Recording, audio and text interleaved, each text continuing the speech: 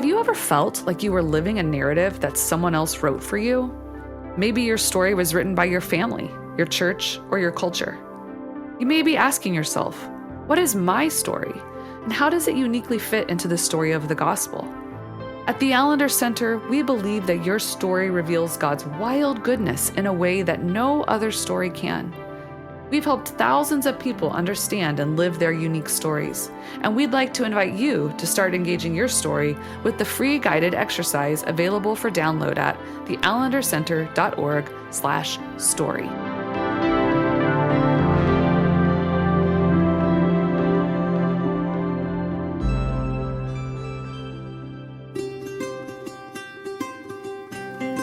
Thank you for listening to the Allender Center Podcast. I'm Dr. Dan Allender. And I'm Rachel Clinton Chen. We're fiercely committed to providing hope and healing to a fragmented world. And restoration for the heart. Thank you for joining us. Let's get this conversation started.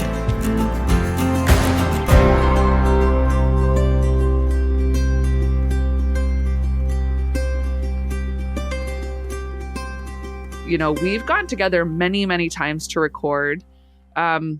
But today, as kind of a special bonus for our listeners, we're actually going to let them see our video.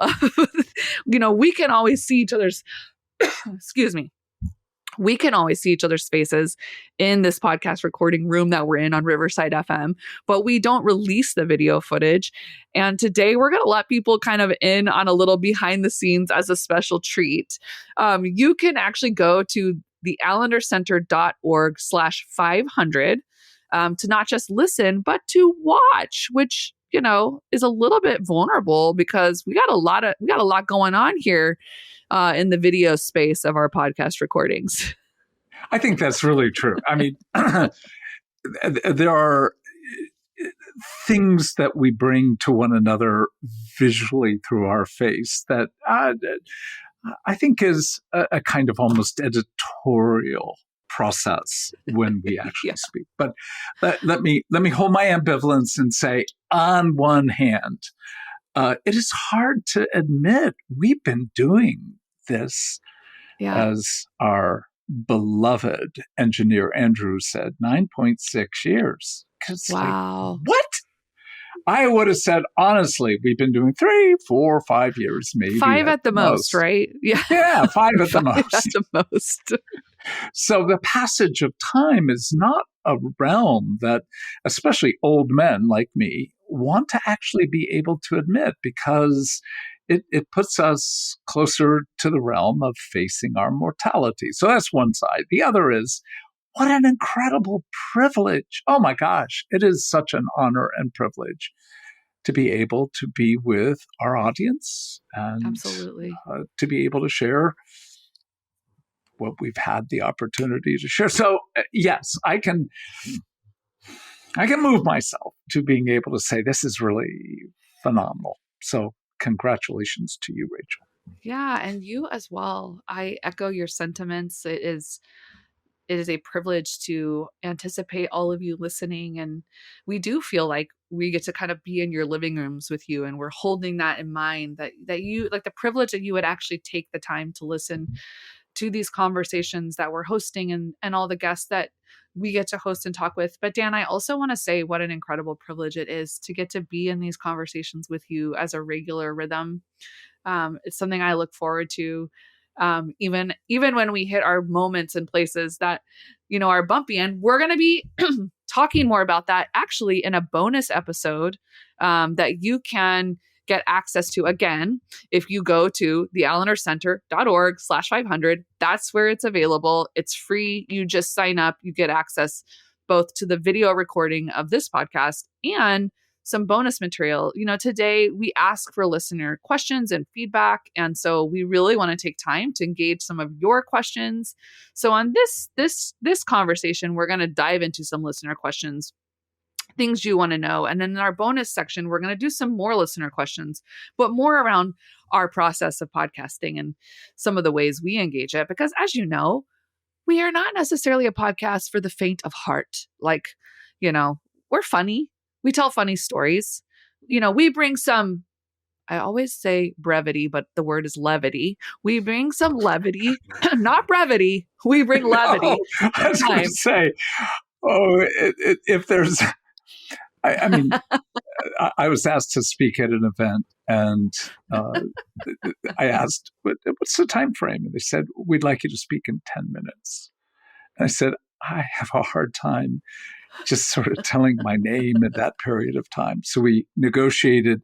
I asked for 20. They gave me 15, which was, Oh again, my. gracious on their part. But yeah, Yeah. brevity is not one. But some levity. We're laughing now. Yeah. We're laughing now. So I'm all not sure that to anybody say, else is. all that to say, we are aware that that we're stepping into topics and engaging material that it can be costly at times. So we'll talk more about that. But for now, want to jump into some of the questions that you all have for us. Which again, even that feels like a privilege that people have questions for us and you took the time to share them. So let's just jump in if you're cool with it. Totally. Okay. So the first question we have is, are you both in the same room or do you at least see each other's faces? Does it take courage for you to do these podcasts every week? And are you ever nervous? I like those. Obviously, as much as I did enjoy the beginning of our work face to face, we often did our podcasts in like a closet that they turned into a bit of a studio. I mean, we've been in a relationship for a long time, but it's like we're in a cramped closet, inches from one another's face, trying to do this, and it was a good space.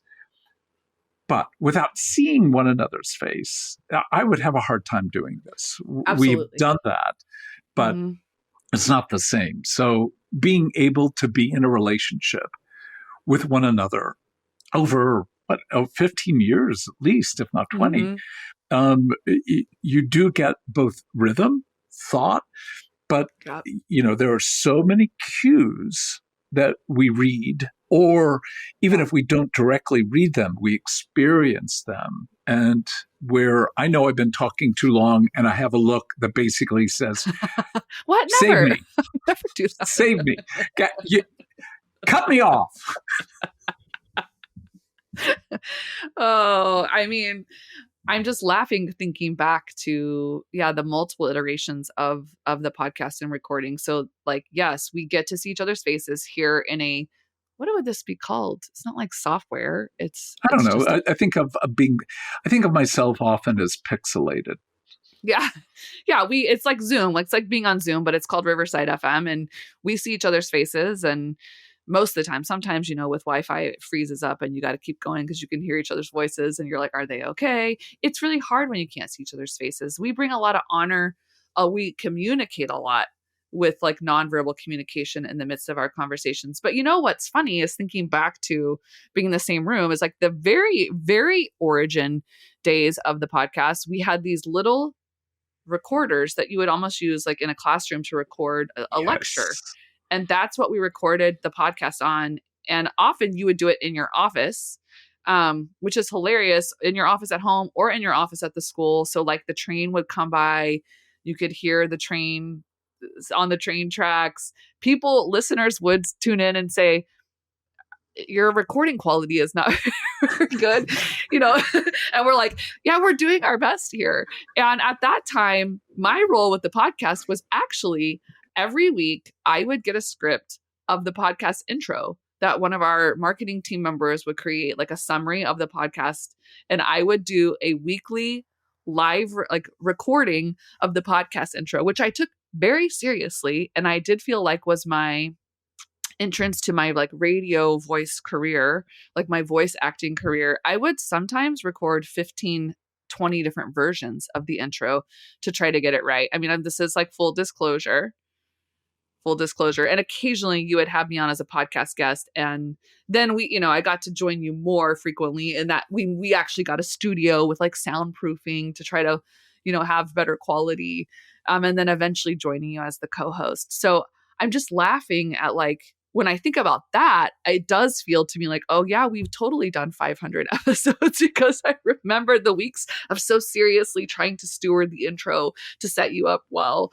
And, Oh, that's so gracious. I mean, new data for me. I didn't know well, that. it's because I was reading, like if Sure. I was just free forming, it's a lot easier than reading and trying to get the language right and get it in order. You, at the time, if you mess up, you have to start over. So all that to say, thinking about like, does it take courage for us to do these podcasts every week? And are we ever nervous? How would you answer that question? Well, some episodes seem for me personally to require more courage than others. Yeah. We've had some really significant conversations together, pre, post, Yeah. but during.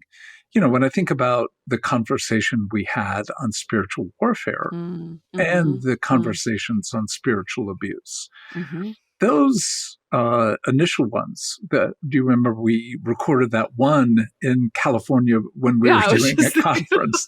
Just thinking about that, because we had to drive to Best Buy in the middle of it because the thing died. Or we didn't have like a battery pack for it or something. Oh, that's exactly right. And again, just to say that I have that recording somewhere, and I have to be able to find it, because driving with you in California was a thrill. Like, as a motorcyclist, as somebody who's taken a number of risks in a lifetime, danger has not, I've not had what I would call danger aversion.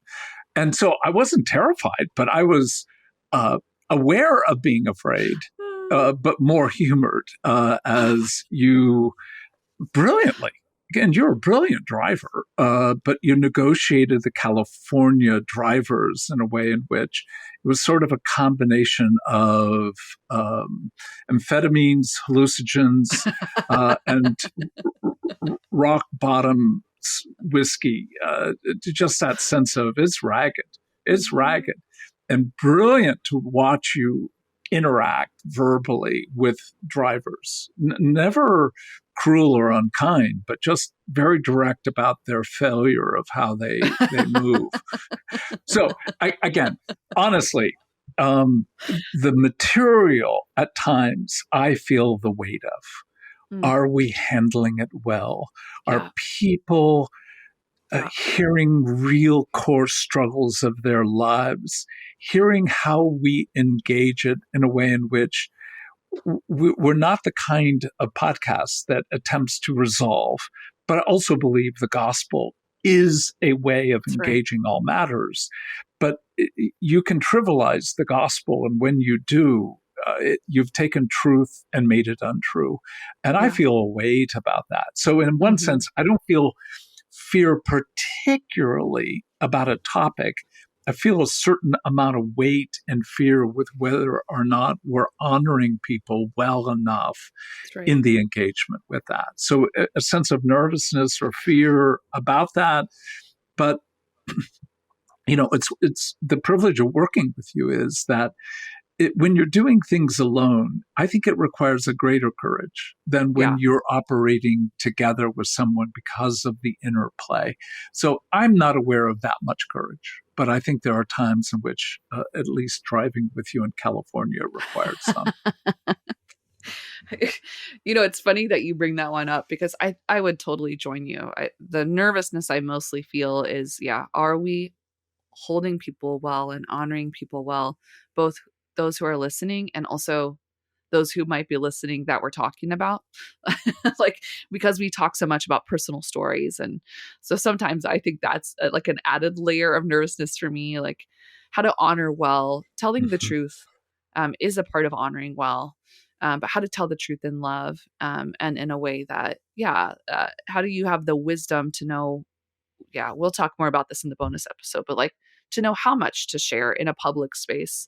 Right. But I also, that particular episode sticks out to me because you had asked me if I would be interested in joining you to talk about spiritual abuse. And at the time I was like, spiritual abuse? Like, first of all, what is that? How would I think about that or talk about that? And two, like, why me? I guess I do have a heart for pastors, and I do like working with people who have been wounded by the church, because I don't think that has to be the end of the story. Um, but I think that particular episode did require tremendous courage, because it was a kind of aha moment of like, oh, this is material that is not only deeply like core to what I'm called, how I'm called to engage and who I'm called to engage. It's my story. And that's what I would say is when we have certain topics that feel particularly lining up with the core part of our story, I think that requires some extra courage, but also some Yep. wisdom. Yep. And I do love that memory of driving with you to Best Buy so that we could do the podcast recording in the first place. And that was like, driving in LA is not like, we just went down the street. It was like a 45-minute drive both ways on the highway. Right. So. Like, but 2 miles away, but a 45-minute drive. Yeah. Yeah. Our next question is more about our process. Like, how do we map out what we talk about in each episode? You want to go? I have some thoughts. Yes. You go. Because I want to let you all in on a little secret, and this is going to make Dan really uncomfortable, because what we talked about at the beginning, celebration can sometimes feel, not enjoyable because of story. But this is a place that I think a lot of people don't get to always witness how generous you are with your gifts, and how incredibly gifted you are. So much of our podcast mapping starts with a team of people. We have a team that help us think about this. One, because we are representing an organization just as much as we're representing the conversations we want to have. And we want to make sure our offerings and our programs are accessible to you, and we're giving you content that gives you a taste of what more work you could come and do with us. So, we have a team of people that help us think about this, that are fielding your questions, that are dealing with like people who want to be on our podcast, or people who want Dan or others to come be on their podcast. So that's kind of the larger process. Is we are embedded within a team and an organization, and we want to be synced up. But ultimately, Dan does a lot of the heavy lifting of coming up with podcast ideas, and we do a lot of work around themes and ways that we want to both connect to the work of the Allender Center, but also like, for it to be interesting enough, like we really do take seriously that this is space that's a privilege to hold. But mapping out what we're going to talk about is a lot of work that Dan is doing in creating these incredible outlines that he'll invite me or our guests that are joining us to put any feedback into and be able to workshop with you. But I just want people to know that labor is not small. There's a lot of work that goes on behind the scenes to make sure, we're doing our due diligence to handle this material well and to get to you what would be most beneficial. But Dan, this is part of your like art and just your glory and your beauty. Like there have been times where you've sent me, I've said, hey, remember, this is what we said we were going to talk about. We have it planned out for the year often. And we need to record kind of some of these episodes. Where do you think we should go? And you will send me a stunning outline that's very clear and organized and like weaving together complex things in like 5 minutes. And that is a gift. That's a gift. Thank you. Well, and part of this, I think, is the benefit of having been an only child with, I'll just say it in the broad sense, complicated parents. And, I learned, I think at a very, very young age, like to live internally. And, if we were on a trip, that's some of the worst moments of I'm trapped in this machine, in this cage. And so, having, in many ways, having to entertain myself or to escape things that were complex. So I think about things like when we get an idea as to what we want to do, and a lot of times the two of us will talk for a long time. Like, what are the 10 or 20 things over a few months we want to be thinking about? Then throwing things out. Then once I've got 5 or 10 things like that, then it becomes a play time for me to be thinking about how do I want to craft an idea in a way that in a 30 to 40 minute period of time might make sense. But I also say the dilemma with any first article is it has to be edited. And that's where the work we do together in reshaping the outline becomes then, I may write the first order, but your input and shaping. And sometimes I think, oh my gosh, what would really be fun is for people to see the work we do before we get on, because there's an outline which is meant to say it's kind of like storyboarding, but there's no dialogue that is actually set. And I think if I had to go with a kind of like, you say these words, then I say these, I think we'd both lose our minds at about episode 3. And so it is much more improv, but improv based on lots of time in lots of other settings of shared reflection. And I think both of us would hope to perceive, and actually hope it's true, that we're theologically driven and share such common understanding, not agreement, understanding of the importance of Scripture, understanding of the presence and the place and person of Jesus Christ. And so as you begin to say, there's so much commonality between us, yet, for me at least, there are just so many times where I'm like, whoa, wow, you just took that somewhere I was not anticipating.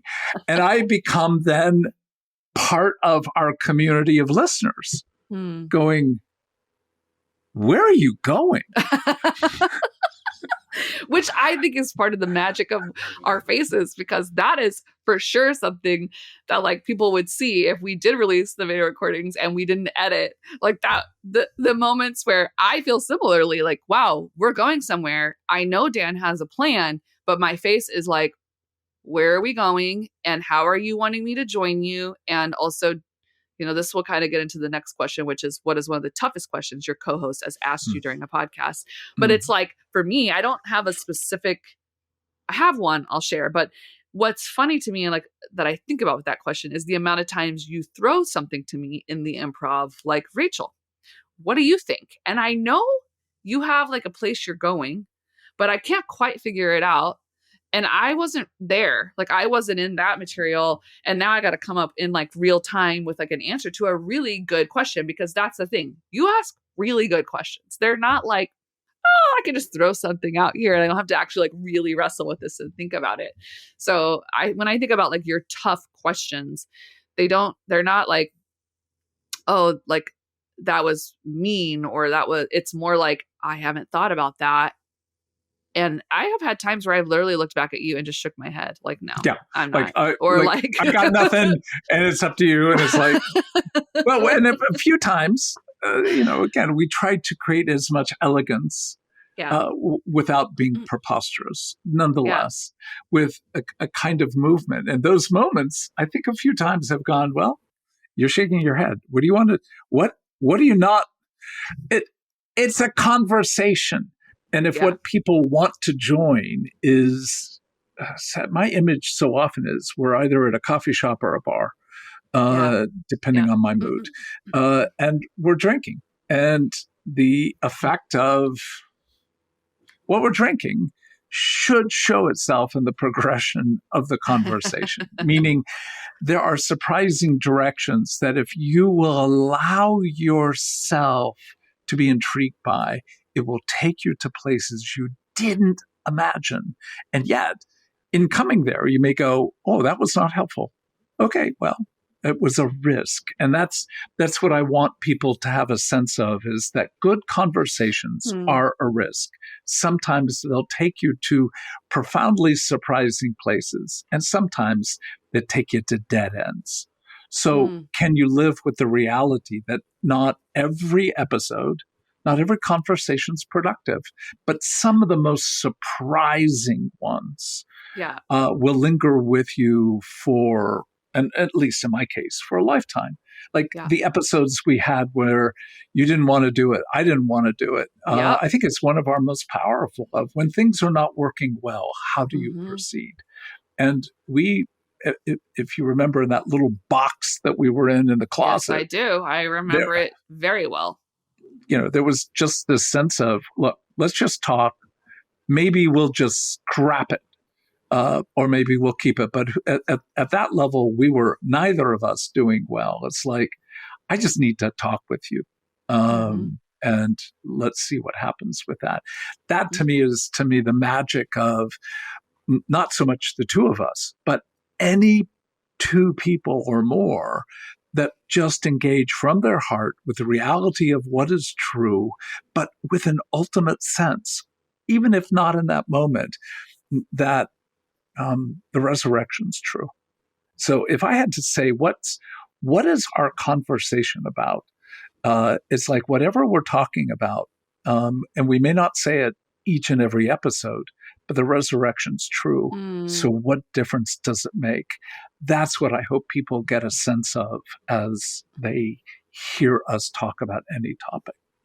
Yeah. I mean, then that kind of, if there's something that comes to mind around like the toughest question your co-host has asked you, we can come back to that. But in some ways, we're getting to the next question, which is there a particular podcast that surprised you about where the conversation ended up heading, or about how the conversation touched one of your own stories, or about how you felt after the recording ended? And when I saw that question, I thought about the podcast you just talked about, that we had a plan, I think, to talk more about spiritual abuse, or some topic. I was coming in not well, kind of both interpersonally with some dynamics on our team and just a certain season of my life. And I was feeling real like triggered, which we've talked about. And I'm a fighter. So I kind of came in hot, like, and I tend to be someone who's more like, I'm not someone who's like, I on the spectrum of like disorder, I'm going to lean a little more borderline than narcissistic. So I'm not someone who shows up like, I'll show you and I'll produce this thing and I'll become famous and you'll see. I'm the person who's like, I'll take my toys and go home and you'll never hear from me again. I'll withhold this from you. So I came in very much like, almost like, I'm not ever recording on the Allender Center podcast again. I quit. I'm done. Yeah. And it wasn't actually that big of a, in the grand scheme of things, but the way it was impacting me and lining up with my story. And what you said was, can we stop and pray? Can we stop and pray? Because we do need to record something today. I don't want you to go ahead with something you don't, I'm not well now. I'm dysregulated. Can we see what the Spirit has to say? And we stopped and prayed, and we both heard, we need to talk about what do we do when we are not well. But we still have to be faithful to steward what's in front of us. And it's still to this day one of my most favorite conversations we've had on the podcast. And we weren't planning it. It was really vulnerable.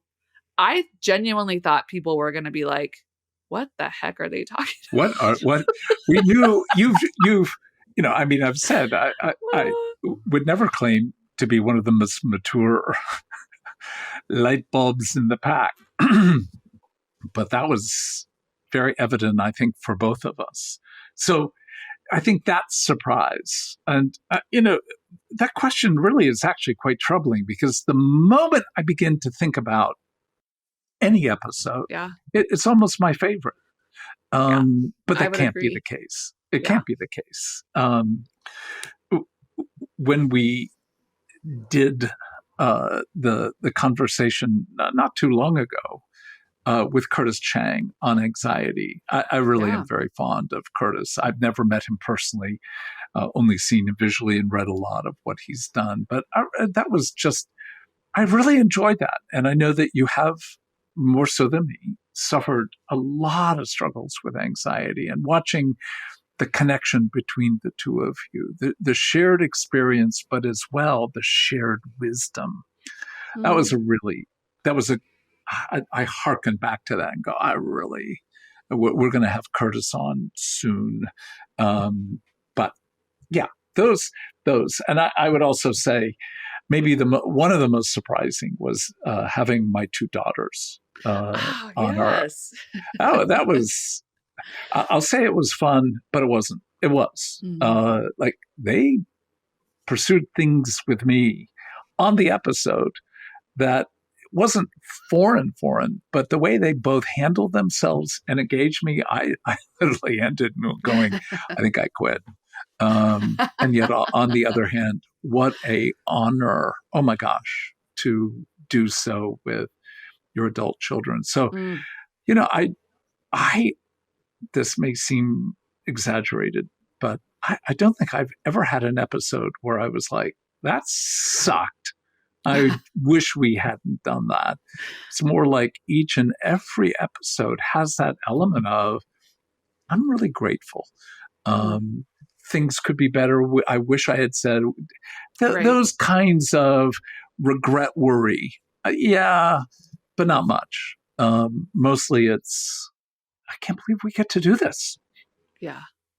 Yeah. I some of the most surprising episodes for me, well, I wouldn't even say surprising, like more just like where the conversation ends up going or touches a story is when we have guests. And there have been a number that, like, I'm thinking of, I hope I say his name right, Ian Cron. Did I say that right? Ian. Yeah. Like watching you two interact, like when we have guests on that, like it feels like you are entering play with like a kindred spirit, and there's like alignment, and what's created couldn't be created without that kind of play. When we have had our spouses on to talk about like real talk, I'm always surprised with what Michael brings, not because I don't know that he's going to bring those things, but because he's just a wild man. And so, he brings, and also there is a fly, a huge winter fly, those big dumb flies that fly really slow, that's like flying around me. I don't know if people can see that, but I have another guest here on the podcast, and it's the fly that's driving me crazy, that I'm trying to ignore. But yes, when things are shared or stories are brought up and I'm like, oh, we're going to talk about this here. Okay, let's do it. Like, let's go.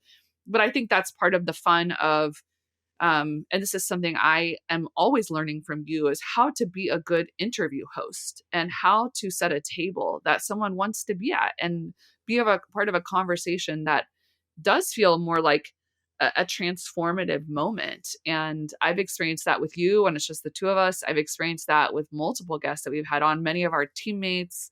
I think about like Linda and Wendell and Sam and many others who have been on to join us. And in some ways are like Becky, the number of times Becky, I've gotten to hear Becky, you and Becky host podcasts. I love seeing you play together and the space that's created. So if anything, I feel like our stories are often like touched on in ways that I may not anticipate going into it, or things we love to talk about being engaged. And yeah, I think when a recording ends, sometimes I do feel really vulnerable. Like, wow, that went to some places, and when is that airing? And, how could I kind of take care of myself when that material's out there, and what will people do with that? Again, I'm not well. I think that's what we called that podcast episode. That was kind of a shift.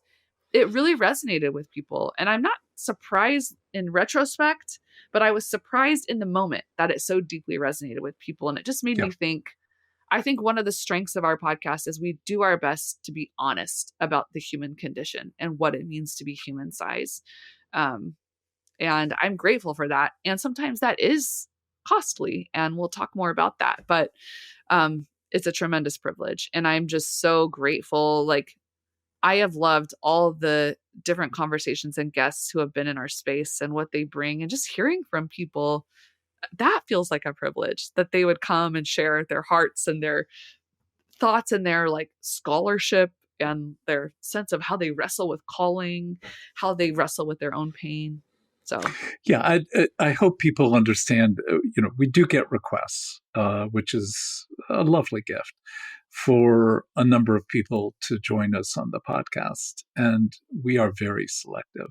I would have no one on that I did not have some deep respect, intrigue, somebody I want to learn from. And that process, like the work that we are privileged to do, requires I learned this from Becky years ago when she began taking yoga. And I mean, like, when I say years, like 35, 40 years ago. And that is always have the beginner's mind, always have that sense of, even if you think you know a topic, relinquish it in order to learn what you don't know, and therefore to be able to share what you do.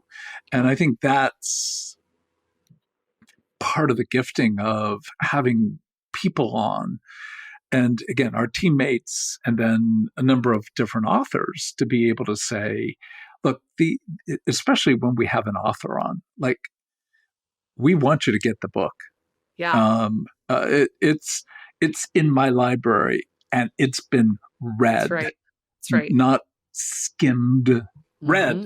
And we wouldn't ask of you to consider this person on the podcast unless we know we have something to learn richly and deeply from that person. And so I love that. I mean, as much as I love just being with you, because I also learned so much from you.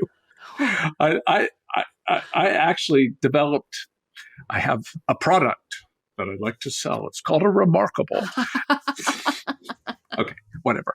But I actually created a document area of Rachel thoughts.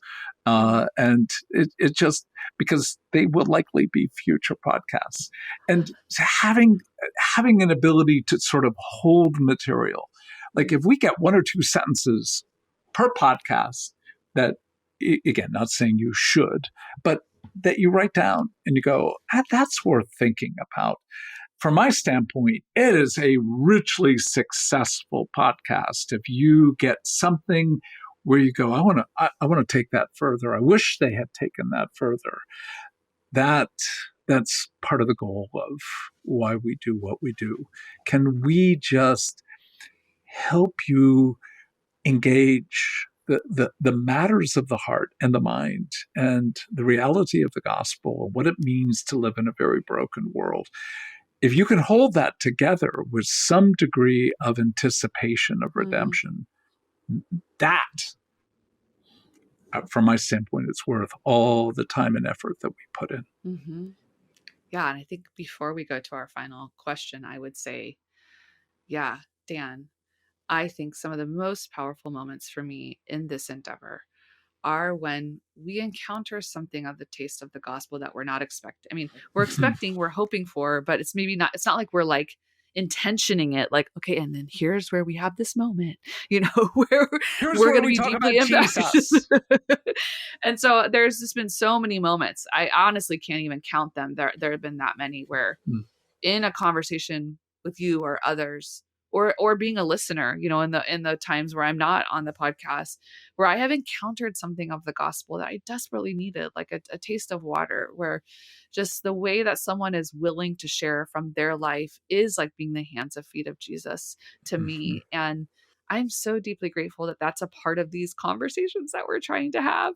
And so, yeah, that is something, again, as cheesy as it sounds, I know we would both say, and thanks be to God that, like, somewhere in the midst of this, like, Jesus is showing up and ministering to me and ministering to you and hopefully ministering to others. And yes, it's an intentionality we have and a space we make. And also, you can't manipulate that kind of thing. You can't, like, produce it. It the catches you by surprise. Where Jesus shows up. Boom, make him show. This final question, and then I actually do have a few little questions for you before we kind of bring this part of the episode to a close. But someone asked, what happens after you turn off the recording? Do you just sign off right away for your next commitment, or do you debrief the podcast experience or something else? And I think it's a little bit of all. It's like A, B, C, D, all of the above. Right? Yeah. I mean, there's seasons. Like, when we get close to summer, we do a massive amount of podcasts because I'm going to go fish. And we've not figured out how to be able to make the internet work in certain of the worlds that I'm in. So when we do those like 4 or 5 podcasts Marathon. in a row, Yeah. marathons, those are the times particularly where recovery requires not moving on. But in that, I tend to be a person who has to go through what has happened to be able to move forward into what's next. Not always. I mean, sometimes immediately after there's an appointment. But if I don't go back through it, kind of like not so much a critique, what we did or didn't do, but more like what more do I want for us to engage? So that's where, again, it looks like I'm selling a product, but a notebook. I used to have like a million notebooks. Now I have this thing called Remarkable, where I just sit down and because I have the outline on the Remarkable, and then to be able to take 2 or 3 sentences like, we could have covered X or Y a little bit more. Then it becomes something I can come back to engage. So there is that, like, how do we make use of this? Because we're broadly dealing with trauma almost all the time. And yet that's a pretty narrow field where people could go, we're tired of your focus. I get it. I mean, sometimes I am as well. But there are always different angles. So I think that notion of any topic that is important is a form of a diamond. It has facets, and the more complex and beautiful the facets, the more you can come back from a different perspective. So that's part of that. But there are just times I want to linger. Yeah. And so we sometimes just chat for a while. Yeah. And I think some of those moments are just, again, I think the audience knows it, feels it. I just love working with you. I love you. I love working with you. And so some of our post comments and reflections are just a way of sealing the goodness to keep evil from being able to work its really sinister and subtle forms of attacking. And the more that anyone can work with people they love, respect, and honor to do things that have to do with the kingdom of God, it's more dangerous, but also more pleasurable. So I think those moments for me are, even when it's just 3 or 4 minutes together, just sweet.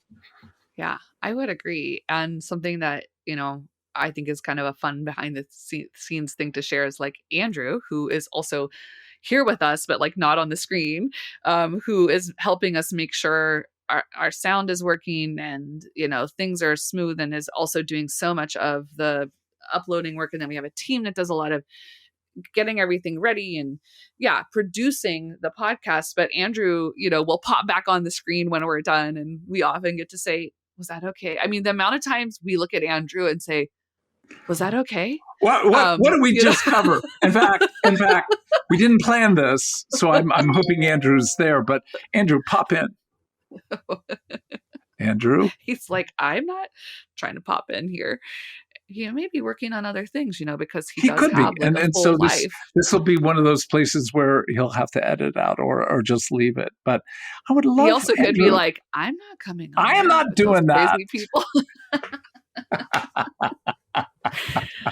Yeah, that's also a very sweet part. Working with Andrew has been a joy. I think, again, even though I thought the podcast had only lasted 5 years, I think it's been at least 2 years that Andrew has been watching and engaging. So and I also think what's kind of funny, like I think when you listen to a podcast and you imagine like podcast hosts, at least some people, it is their full-time job and the thing they do. For us, it is but a slice of the work that we do. So I will just say for myself, often these podcast recordings are like fit in between other meetings where I literally sign off here and then I hop into another meeting, and we're away with planning for curriculum for one of our trainings, or I just walk downstairs to see my daughter and see my boys and see Michael and say hello before hopping into another meeting, because I work mostly from home. And I think that's what's so funny to me about podcast recording is as the audience and the listeners are always in my purview. And there's these times where it feels like you and I are just sitting and having a conversation with each other. And I have to remind myself, like, people listen to this. Like, people are actually listening to what you just said. And it's just a strange thing to like hop on with a friend or with people you're meeting and hosting and have a conversation and be anticipating how people will receive it, but they're not going to necessarily listen to it right when you just recorded it. There's like a lot of process. So those are the funny moments for me too, when it's like, we just had this really intense conversation that was really powerful and, went places I didn't expect. And then I just kind of get off of Riverside and put my mic away and am on with my day to the next thing. And it's a both and. All those things it's are a both part and. of it. I know we're needing to come to something of an end, but nonetheless, that's so true. In that, we have at times so much privilege and meaning that a lot of people who don't get to step into the matters of the heart and the matters of relationship in the gospel on a regular hourly basis.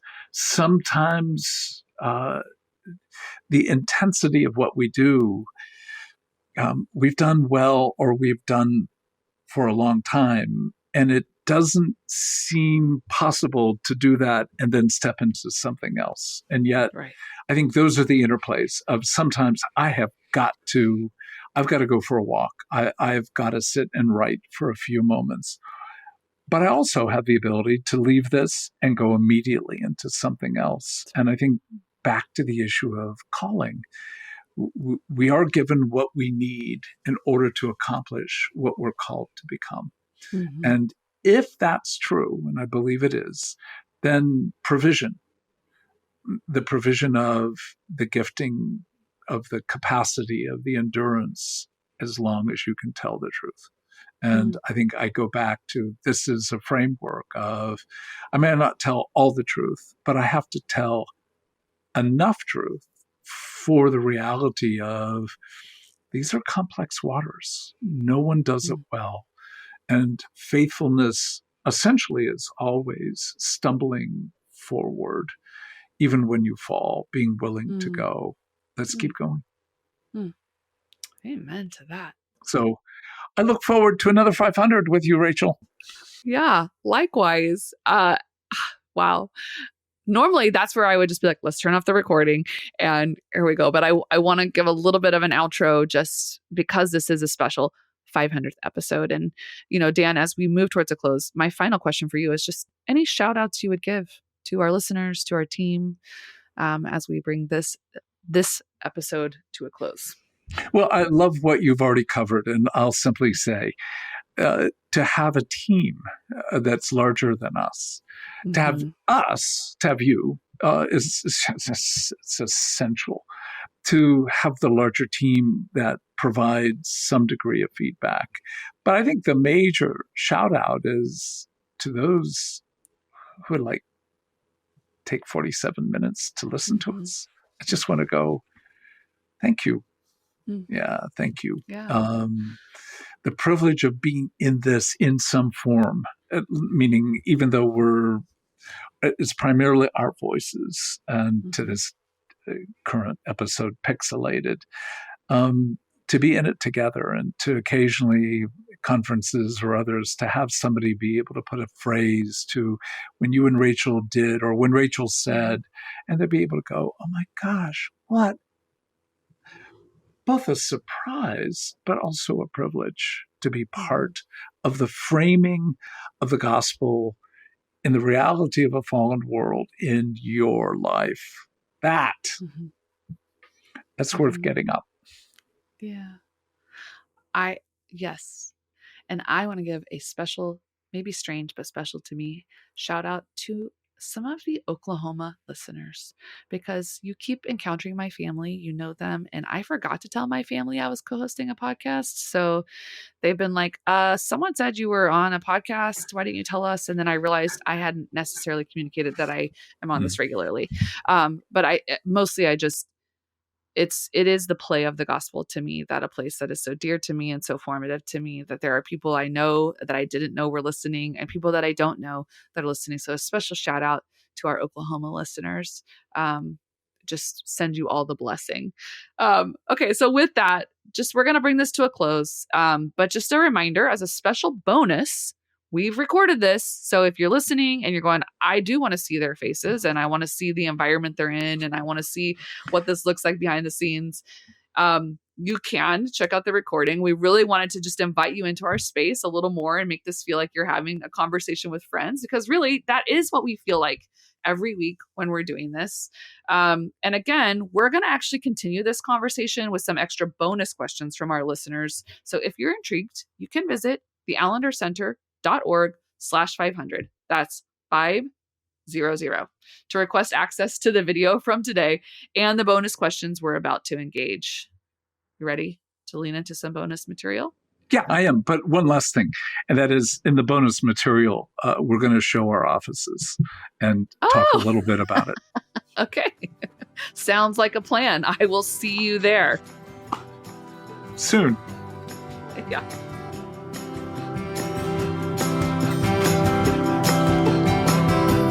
The Allender Center Podcast is produced by the Seattle School of Theology and Psychology. If you'd like more information about the Allender Center, you can look at theallendercenter.org.